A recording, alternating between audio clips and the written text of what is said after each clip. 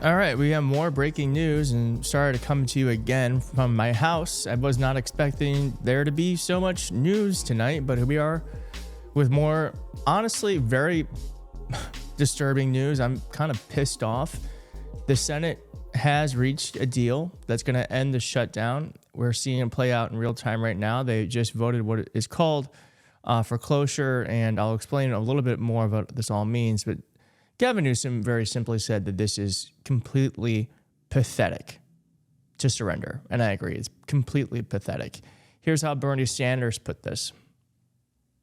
What this Senate is about to do is make a horrific situation even worse.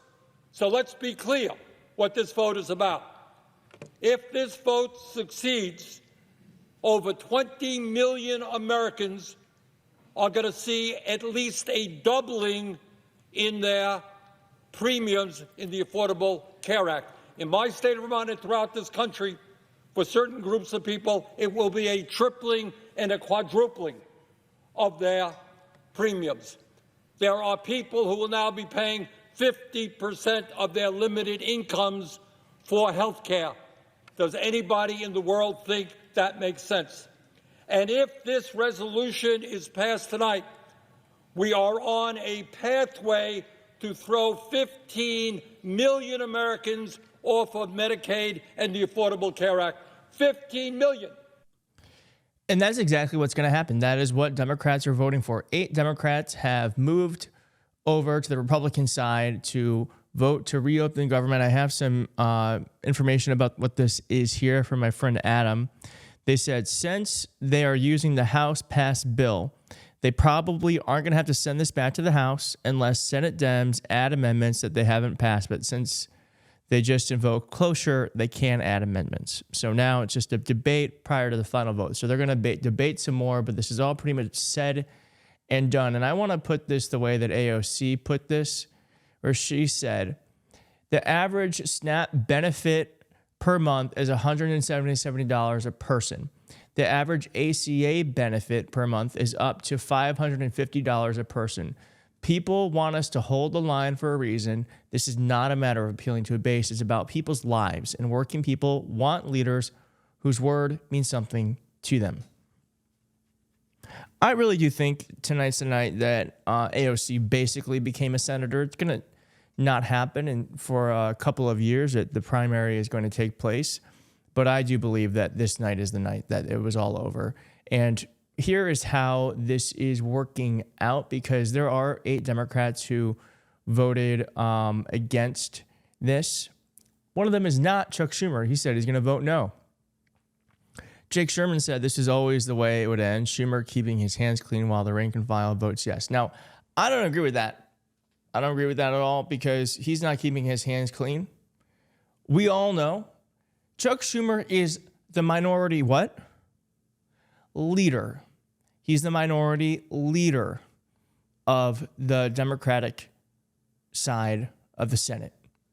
So here's what I haven't seen any reporting that says that Chuck Schumer was doing everything he could behind the scenes to try to whip votes so that this vote didn't happen. Instead, I think this is all very choreographed. These things usually are. And Schumer figured out this deal was happening. He wanted to go along with it. He let 8 senators defect so that they could reopen the government. He could stop taking any burn away. John Thune gave him just a little thing. Like the thing they're getting in return is John Thune was like, fine, we'll vote on your stupid ACA thing. But we all know that a 60 threshold vote to win in the Senate, not going to pass to keep the ACA subsidies. We also know even if it were to pass, it's not going to pass in the House. So it's just superficial. Everything they got is superficial. Instead, I just don't understand the lesson here. Because on Tuesday, Donald Trump and Republicans learned that Americans are pissed off. They found that vast majority of Americans blame Republicans for this shutdown. And so what does Schumer do? he says, well, let's just cave. After this huge win, let's just cave to Trump. I don't get it. I don't get it. Here's what Chuck Schumer said. But let me be clear. However this vote turns out, this fight will and must continue. Democrats must fight because of millions of families will lose health care coverage. We must fight because children who are dying of cancer will not get health care coverage. We must fight because a senior citizen cannot afford to pay $25,000 a year just for health insurance. We must fight to keep millions from financial ruin. Well, they didn't. And I have a list of the senators who voted yes here. Okay. Democrats who caved were Dick Durbin, Rosen, Cortez Masto, King, Kane, Fetterman, Shaheen, and Hassan.